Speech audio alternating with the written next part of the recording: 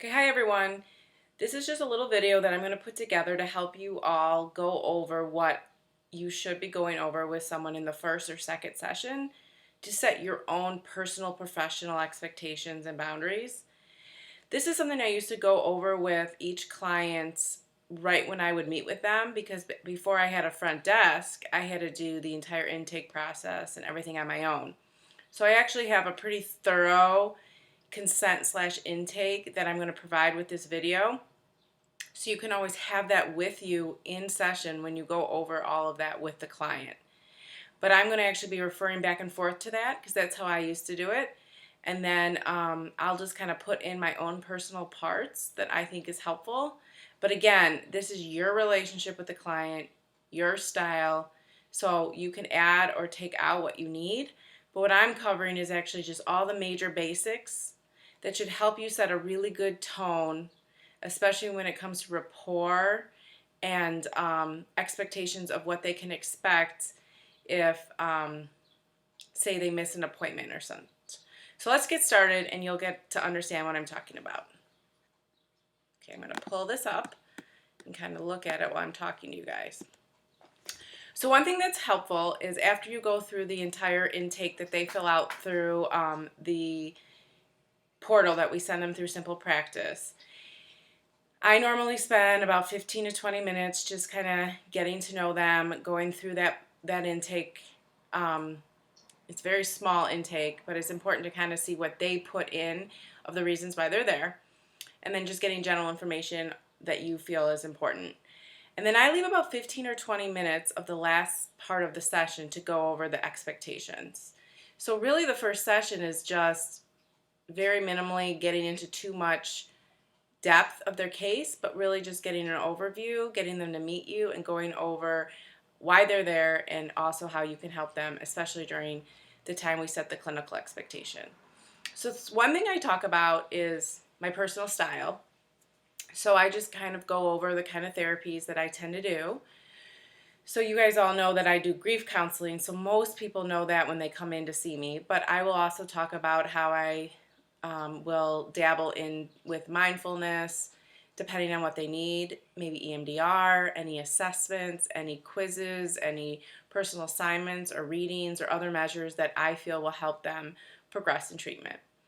I also start to go over what is really defined as a session, because we all have those clients that like to go on forever. So I personally only go 45 minutes to 50 minutes. I do have a few clients that like to push me to 60, and then of course with like certain things like EMDR, group, or conjoint, you can go over the expectations for how long they're going to be there. But what I normally say is it's 45 minutes to 50 minutes that they need to set their appointments with the office. And of course, the number of sessions is really just decided not only on our mutual understanding, but if there is an issue with insurance, I like them to kind of understand what we're doing behind the scenes to apply for a certain number of sessions or extended sessions or things like that. One thing, sorry, gotta get up here. Okay. I like to talk to them about too is if I feel that we're not the right fit. So oftentimes after the first session, I check in and make sure that they want to come back to the second. Oops, someone is beeping in. Okay. Okay. That someone is actually wanting to come back to a second session. I just check in with them, make sure they feel comfortable, and make sure that they also understand there's two reasons why I would end a relationship. If I feel that they are not engaging in session, meaning moving forward with our goals, or finding it important to keep coming. I also discuss how often they need to come. I never assume a client wants to come weekly, though that's usually what I recommend at the beginning, but I will discuss that with them as well, what their expectation was, how often they were going to come. Granted, most people do expect to come every week or every other week, but there's some people that will say something like, oh, I was only going to come monthly. And at that point, I discuss why. And then if I need to, really give them the feedback of how important it is to come regularly, especially at the beginning of treatment. That normally every 3 to 4 weeks is something that we would save when they're in a maintenance stage or on their way for termination. I also go over just a few things that when you look at this paperwork that I'm going to provide you, the 2 reasons why we would terminate too would be if there's physical or verbal abuse or anything illicit going on in the office. So I also have had to discuss if they ever came intoxicated to session, though I've not had to do that unless someone really came to session with that. And also if they refuse to comply with treatment recommendations. That in our case, this is a mutual relationship trying to progress someone to a healthier place, but they need to be doing the work. And I personally talk about homework and the importance that I believe that the most important work happens when they leave my door, because that's where all the insights, that's where all the connections, and that's where they're really trying to practice what we talk about in session out there. So this piece tends to be very personal, but if you want to highlight certainly how long you expect to be in session with them, meaning minutes, and also length between sessions, so weekly or every other week, and then talking about your own personal treatment style and expectations when it comes to setting the treatment goal, homework, and assignments. The next part I go over with clients, and I strongly suggest to do this always, is to go over confidentiality. Because, for instance, I live in the community that we're working in, I like to make sure that they know how uncomfortable it could be to see me out in public. So especially with my adolescents, but also my adults, I will talk to them about if they see me at a yoga class or at Kroger or anywhere that we may run into each other, that I would never, ever, ever, ever come up to them, talk to them, or engage with them unless they choose to do that. Quite honestly, most people introduce me to the people they're with, but that's really up to them. And I try to make a little humor in how good I am at acting like I don't know them. But if you follow along with the paper, under the confidentiality paragraph, I do discuss how important confidentiality is for not only the state law and professional practice standards, but for my own. And so I talk about how important it is that no one, including their family, friends, business associates, employers, could ever inquire or even seek out information. That HIPAA really does protect us, and oftentimes, even if they call the front desk, we try to do a very good job at even acknowledging that they're being seen for treatment. Now, it gets a little more trickier when minors are involved. But if you have an adult client, I try to make sure that they feel as comfortable as possible so they can also feel safe and secure to share anything they want in their safe space in session. I do talk about legal representation though. So if they choose to go for Social Security disability, or they also choose to go for additional testing like with a psychiatrist, or if they're subpoenaed or they're in a custody battle or a legal issue, that again, we would not release anything for them unless there's permission on a consent. And if you guys need any information on that consent, we can go over that in a separate time with the front desk and office manager. But basically, nothing is ever going to be released about their health and safety unless the client is made aware of. Now, of course, if we're subpoenaed, they're probably going to know we're going to be. But I also make sure that they know that I would disclose that to them, and that, by law, I'm going to have to release the information that they ask. But I've never had that happen where a client was not aware that that was going to happen. We also can remind them that we can provide them a copy of the Notice of Privacy Practices. That is a legal document that we give them in the portal, in which they get when they get their first assignment or their first appointment, because that's really important that we provide that to them legally anyway, so it is emailed to them and we can always print them a copy. Now, the next part about confidentiality that may not apply to you all is actually with minors. I always make sure it's important to be secure and safe in the rapport that I meet with minors, but because of my personality and also I feel their growth, it's important for them to remember that any emergency situation is going to override our confidentiality. And I even say that to my adults. The only time I'm going to truly break our confidentiality is if I'm fearful that you're going to be homicidal or suicidal. And if that's the case, I'm going to make sure that I help the patient, meaning the minor or the adult, and their family, get them the safety that they need.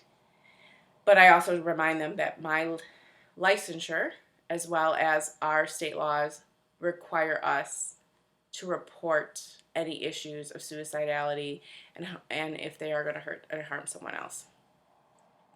I do, though, with minors, and this is something I encourage everyone to go who's working with a minor for additional training on how to understand confidentiality, but I'll briefly tell you how I do it. When I talk to the minor, and usually in the first session, the parents are there, and again, I only see adolescents, so children will be a little different. I go over the clear understanding that things are going to have to be shared with parents, but it will be our relationship and session is going to be the place that I help them talk to their parents about uncomfortable situations. And that if they tell me something that I feel has to do with safety or really is needed to be known as a parent, I'm never going to go behind their back, but they're going to be aware that I'm going to have to share that with their parent. Most minors shake their heads. Most minors totally get it. But I like to go over that, especially with that age between 17 and 18 and what's covered and what's not. Another important thing to go over with your client is communication. So now that we're in a new world of social media and telecommunication, I make sure that they know by no means can I be their friend on Facebook, LinkedIn, Snapchat. And unfortunately, if they choose to request me, I will be saying no. And it has nothing to do with the fact that other than confidentiality, and that if we are associated in a social media way, there's a very good chance if they're not wanting people to know about seeing a therapist or anything that that's going to be broken by that. I also add to that the importance of not emailing and actually not texting clients unless it's related to session information. The only thing is, though, I don't even really text many clients anymore because the front desk takes care of most of our scheduling. However, if you ever get a client that sends you a text message or an email that has anything to do with important therapeutic relationship or contact information, or even emergencies, we technically, because of this consent that they sign, we do not have to respond. But if that happens, I can help you work through how to respond to a particular client. It's very few, but sometimes clients will try to communicate with you not in between sessions. And again, that's another thing to go over when you're going over all this and how important face-to-face sessions are. And if it does come up to a situation where a client needs to have a phone conversation or have a phone appointment, that's an additional cost. Because at this point in time, we are not doing telepsych and we don't have a set up mechanism for that with our current insurances. So I don't even give that as an option unless they want to pay out of pocket. Again, I can help you if this comes up because it's so rare, but if a client tends to email you anything or text you anything about themselves other than maybe you're just doing a quick email about a resource you promised them. Though now, after the many years I've been in this field, I don't really even email clients. I just make sure I have the information for them at the next session, and then it just doesn't even get into a gray area. The next part that I go over is telephone accessibility. With the front desk, we do have a good stopping ground, but the problem is there has been some expectations that I think some clients feel they can push through and try to get a hold of their client. So in our consent or policy about phone calls and late cancellations and no-show fees, it talks about how if you choose to contact your therapist, you can leave a message, and we have 24 hours to return the call, especially for those who are not on site every day.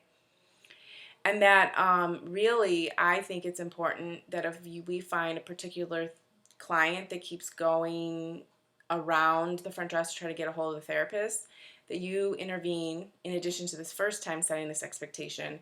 The phone calls are not normal between sessions unless it's an emergency, but even if it's an emergency, normally what I do is call 911 or tell the client to call 911. So there's not a lot of dialogue in between sessions. And if you set the tone from the beginning that they can't really get a hold of you, they're not going to. I also talk about how if a true emergency arises, they're not to call our office. They're not to leave a message or a text message or an email about the emergency, but they're to call 911 or go to their local emergency room. And again, that's very rare, and if that happens, we're going to help you work through that. But telling them from the beginning reminds them that if it's an emergency and we're in session, we can't run out and talk to someone. The emergency needs to be taken care of by the right people, which is a higher level of care. And the acuity of care really needs to be addressed by the family, the therapist, and the client at that point. And of course, I always follow up and try to interact with the client afterwards, especially if they have to go to the hospital and they come out for an outpatient session. Okay, the next thing I'd like to go over is just the late cancellation and no-show fee. I like to go over this with my client because I'm building the rapport, I'm building the expectation. Coming from the front desk is just too distant. But they will be helping with collecting the money and also setting the precedence that they really can't come back if they haven't paid it. But I like to go over and remind them that if they cancel or reschedule an appointment with less than 24 hours, they'll be charged an $80 fee. And that unless it's a true emergency. And this is necessary because we've committed the time exclusively for you and me to have time for your issues, or however you want to say it. And that by missing it is also something we need to talk about, because if there's a reason why you have to miss it, a therapist kind of needs to know if it has to do with money, transportation, but also if we're hitting on things that are too difficult. And I'm going to be sending out more articles related to this and how important it is to have this discussion and how not to let it go. Even though it's uncomfortable at times, it's really important to talk to a client about accountability, their ability to get to session for the long-term therapeutic goals that you guys set together. I also talk about how if they need to cancel or change an appointment, they need to call our office directly. No more text messaging, no more emailing to the therapist unless it's something in between you guys that is just like to change something quickly. But again, I'd have the front desk help you with that because it sends a mixed message. So the office policy really is going to say that you call the office at our number, make sure they have it, and make sure they know that they need to do that within 24 hours. And then a no-show is considered something that we are not going to be very kind about in the sense of not charging. There is also something that I go over, and this is written in the thing that you can go through, that it is office policy. If there's a number of late cancellations or a missed appointment, a therapist has the right to choose to close the case based on the inability to meet treatment goals. I personally have started been doing this a lot lately, especially for those people that not only no-show, but are always canceling time and time again and not rescheduling, or if they reschedule, they have this expectation that they want it soon. So what would happen is if you choose to close a case because you really feel the client is not meeting the expectations that you guys set out, we will set a formal letter sent from you, from the office, stating just simply why the case is closed, if it has to do with late cancellations, missed appointments, or the fact that they also haven't paid the missed appointment fees, which really shouldn't be happening because we're going to do our best to collect a missed appointment fee before they're even able to be seen again. And again, I'm going to be sending you guys emails about this and what that does, not only for creating a better retention level, rapport, but it also helps all of us help the client meet the goals and also not miss the opportunity for lost income when someone is continually canceling or no-showing. And we all know it's usually a very small few people, but it's always the same offenders. Okay, and then a couple other things that I usually go over if we have time, and that is actually if a client, or you have a feeling a client is going to want to bring in someone into session. I talk about how the session is really, especially if you're doing non-couple sessions, about the client and our rapport, and that if they choose to bring a family, a friend, or any partners in with them, that's really up to them because it's for their growth, but that we would have to make sure that it's appropriate for the treatment goals, and we would consider that a conjoint visit. And I go over with them, a conjoint visit is something that's set up to help the clients with the therapist's help to meet a goal of their treatment. I don't ever bring someone in if I think it's not going to be helpful or meaningful or comfortable. And I also talk about if it's really a couples counseling need or relationship counseling need, that we talk about what that would look like and if that would even include me. But that doesn't always come up, but if it does, it's always important to kind of bring that up as needed, and you can always revisit it in the future if it's appropriate. And then again, I always leave time for about 5 minutes just for them to ask me questions, especially about all the information I gave them, as well as the fact that all this information was sent to them via email. So we're not going to be giving them a printed version of this unless they request it. But and that's the case. The front desk staff will help you print the policies and procedures of the office as well as the late cancel policy. And then again, that's usually at the end of the session. I just make sure that they feel comfortable and that we'll move forward and set up another appointment. It's really, really important too, if we're going to be setting expectations and wanting to build rapport and retention levels, that after the session ends, and this includes the first and all the ones forward, that you walk the client out to the front desk and encourage them to make their next appointment. If you're going to let them just walk out of your office, they have a lot on their mind normally after a session, and they're going to walk right by that front desk, especially if there's someone there. So I encourage you all to make sure that you connect them with the front desk before they leave so that they have an opportunity to set up an appointment next. And then you won't lose them saying, oh, I'll call to make it, and either they can't get in at the time they want or they simply forget, and then you've lost a client that would have been able to be someone that could come in on a timely, regular basis. Okay, so I think that's about it. In addition to this video, I'm going to send out a pretty long paragraph document because that's what I used to give to the client. And I've changed some of the tone and the ways to maybe be more, to help you really set the clinical expectations.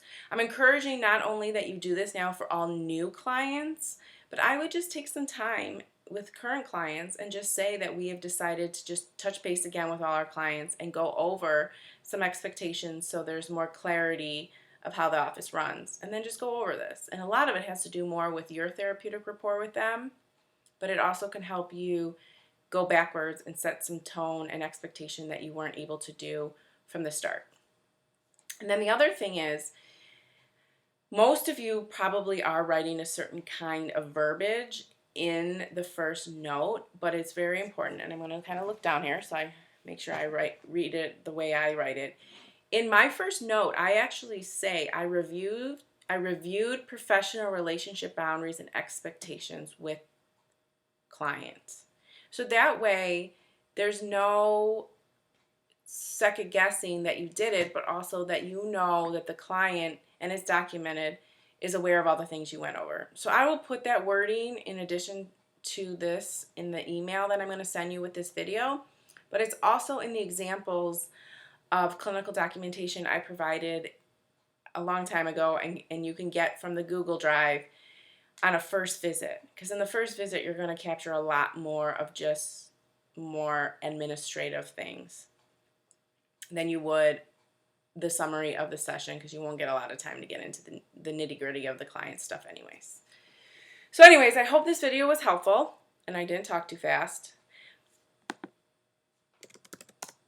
Oops, and then I think I might have just lost you for a second. But anyways, if you have any questions about the video or the form, please do not hesitate to ask me. But this is pretty thorough, and it covers all the important things that every client really should know when they start working with you. And we'll go from there. Thank you for everything that you all do.